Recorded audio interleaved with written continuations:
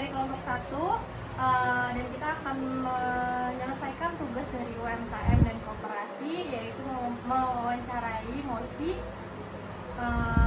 Di sini ada rekan saya yang bernama Intan Septirawandani dengan NIM 64225316, dan saya sendiri Astika Syafutri Harahap dengan NIM 64215084.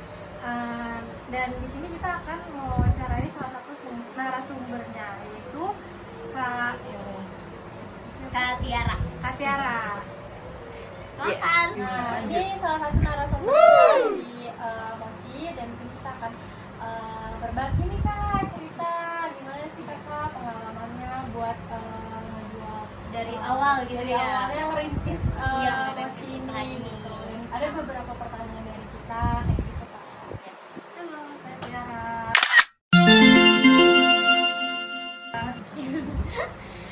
Oke Kak, lanjut ya ke pertanyaannya. Yang pertama, ya yang seperti tadi rekan saya katakan, boleh nggak kakak menjelaskan pengalaman kakak mengelola bisnis ini?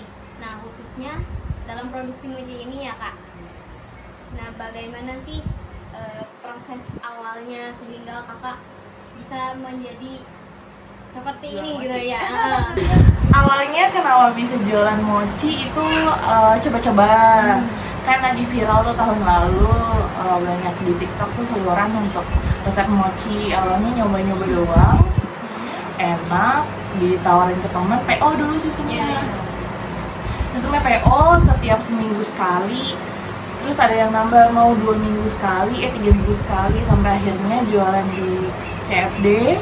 Baru jualan yang offline gitu, tadinya kan online. Terus baru buat sosial media kayak TikTok, Instagram, baru di kok ngap ya? Oke. Pelan-pelan Kak, pelan-pelan. Baru buat sosial media di TikTok, di Instagram, merekam juga sama kayak yang lainnya. Baru jualan di CFD setiap seminggu sekali. Itu berlangsung juga PO-nya tetap, jadi kayak weekday-nya PO, weekend-nya kita persiapan untuk di CFD. Sampai akhir bulan Oktober nyoba jualan di pinggir jalan gitu, tendaan kayak UMKM yang lainnya. Ternyata lumayan antusiasnya, jadi setiap hari tuh habis, mulai dari stok yang 20 piece, 30 piece, sampai pernah paling banyak itu sampai 150 piece itu habis. Awalnya kayak gitu, coba-coba aja. Ternyata antusiasnya, excitednya banyak banget, seneng juga sih, jadi sampai akhirnya ya udah jual tiap hari deh sekarang. Terus selanjutnya faktor apa saja yang menurut kakak dianggap penting dalam membentuk kesuksesan bisnis produksi mochi kakak? Nah, apakah ada strategi khusus yang kakak gunakan untuk memastikan kualitas konsistensi? Orang ciri-cirinya mah tunggu kurus, tunggu kiri, Ya. Apa namanya? Strategi. Iya, faktornya yang Oh, paling oke. penting gitu. Faktor utamanya jelas kualitas. Berawal dari komitmen untuk jualan, karena aku dan suami juga suka jajan, jadinya tahu nih makanan yang enak, makanan yang kurang gitu. Iya. Jadi kita dari awal udah langsung komit untuk bikin mochi dengan kualitas yang premium, pakai susunya, pakai gulanya juga bukan yang diam, stroberinya juga kita ambil yang premium. Itu sebenarnya masuknya ke yaitu untuk konsisten, tetap bisa jualan ya produknya, tetap bisa berkesinambungan, berkelangsungan terus, yaitu konsisten untuk menjaga kualitas si produknya. Pertama itu, terus kedua dari waktu ya, karena kan tadi dibilang awalnya cuma PO seminggu 2 kali, seminggu 3 kali, sampai sekarang akhirnya ya udah deh kita konsisten tiap hari jualan supaya orang makin banyak yang tahu, makin banyak yang beli. Iya. Terus kalau boleh tahu, kakak mengelolanya sendiri atau berdua dulu awalnya berdua suami, kebetulan suamiku juga suka masak, jadinya dulu tuh awal-awal bikin cuma berdua, ngadonnya apa segala macam. Cuman semenjak jualan tiap hari itu ya. di bulan-bulan Oktober itu pertama nge-hire adik aku adik aku diajak untuk bantu untuk join sebulan 2 bulan sampai akhirnya ini terlalu ramai nggak bisa memenuhi produksi ya, akhirnya mulai satu-satu nge-hire karyawan untuk bantu produksinya gitu. Tapi untuk pionirnya ya aku sama berdua suami, nggak bisa sendiri soalnya waktunya juga nggak bisa memungkinkan karena kan aku ibu rumah tangga, anak 2 jadi nggak bisa kalau cuma sendiri, harus bagi tugas juga ke suami. Kalau boleh tahu karyawannya ada berapa Kak? Aduh, berapa ya? Yang dagang 3, yang produksi 8 berarti. Berarti kakaknya udah punya cabang dong? Oh iya, cabangnya sekarang itu udah 3 di Bintaro Jaya, Pondok Kelapa sama di Kalimalang. Cuman hari yang efektifnya itu cuma 6 hari seminggu, jadi dari hari Selasa sampai hari Minggu setiap Senin gitu. Oke Kak, nah kita ganti pertanyaan selanjutnya lagi nih. Gimana sih kakak mempromosikan produk kakak dan mempertahankan loyalitas pelanggan? Oke, kalau promosi sebenarnya karena sekarang dunia digital semua udah orang lebih banyak pegang handphone dibandingkan nonton TV, orang lebih sering scrolling, jadi ya maintenance-nya kita sering bikin konten di sosial media kita, di TikTok ataupun di Instagram. Begitu juga promosi, kita sering update story setiap harinya untuk hari ini buka, hari ini ada promo apa. Kita sering banget untuk bilang ke customer setiap posting dan tag ke kita, nanti kita repost, nanti kita kasih free gitu. Jadi mereka pun akan senang, besoknya mau beli lagi gitu.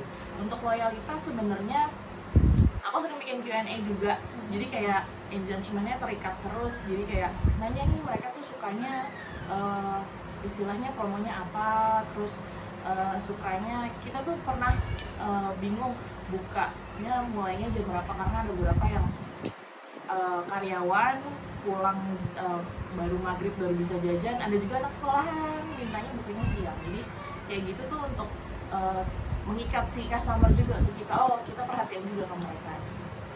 Jadi bukan cuma sistem beli putus sudah gitu, jadi istilahnya ada keterikatan kita sama customer. Oke, nah karena kan selama produksi mochi ini pasti ada tantangannya dong, ada kendalanya. Nah biasanya tuh apa sih Kak yang jadi kendala, terus kakak tuh solusinya gimana, dan pasti kan dapat pelajaran dong kayak ini kemarin kayak gini, tapi kita nggak boleh kayak gini gitu. Nah, apa sih Kak? Banyak sih secara technically atau secara praktek di lapangan. Kalau misalkan technically-nya sebenarnya dari resep, dari ngadon dari awal itu kita harus konsisten. Tadi aku bilang harus pakai bahan yang premium. Pernah masanya strawberry susah banget didapat, jadi tuh kayak nyari strawberry nyari strawberry yang kualitas bagus tuh susah. Sampai akhirnya pernah beli 3 kilo, kualitasnya jelek. Kita punya size ukuran yang paten. Kalau ukurannya lebih kecil kita nggak pakai, kebesaran juga nggak kita pakai. Nah, itu pernah aku beli 3-4 kilo, yang nggak pakai cuma 1 kilo, dan itu kayak aduh sedih banget. Dan itu nggak mau lagi tergiur harga murah.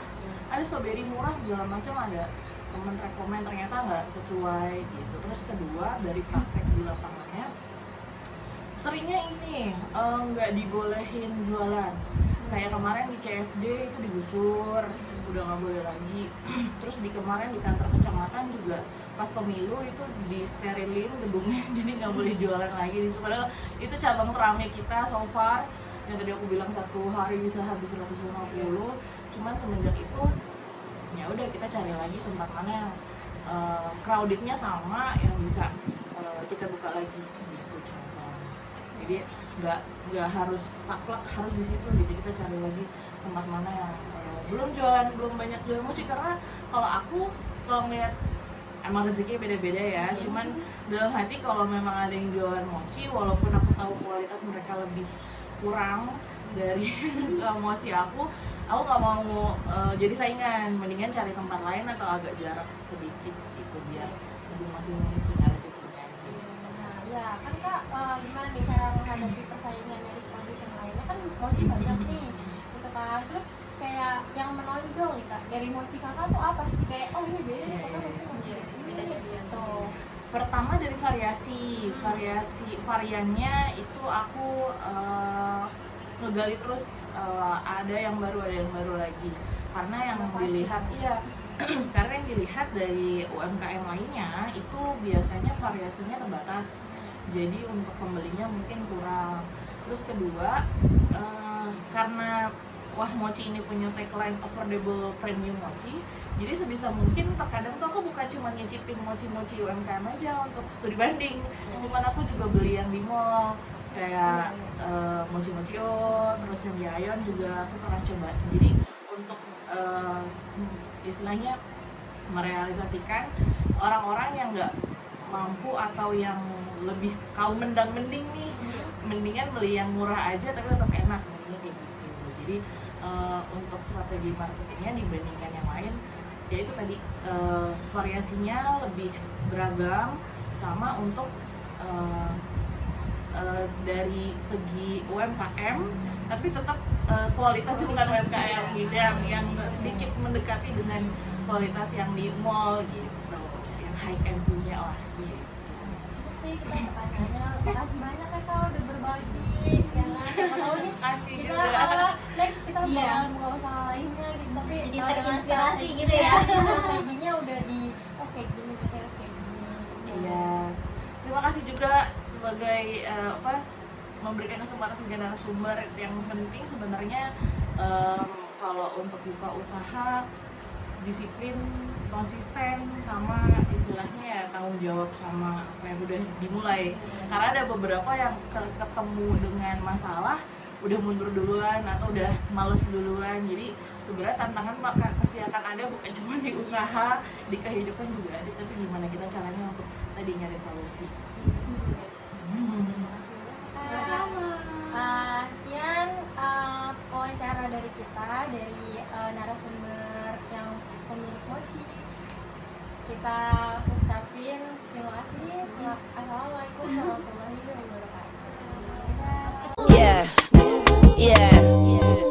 Bobby Valentino.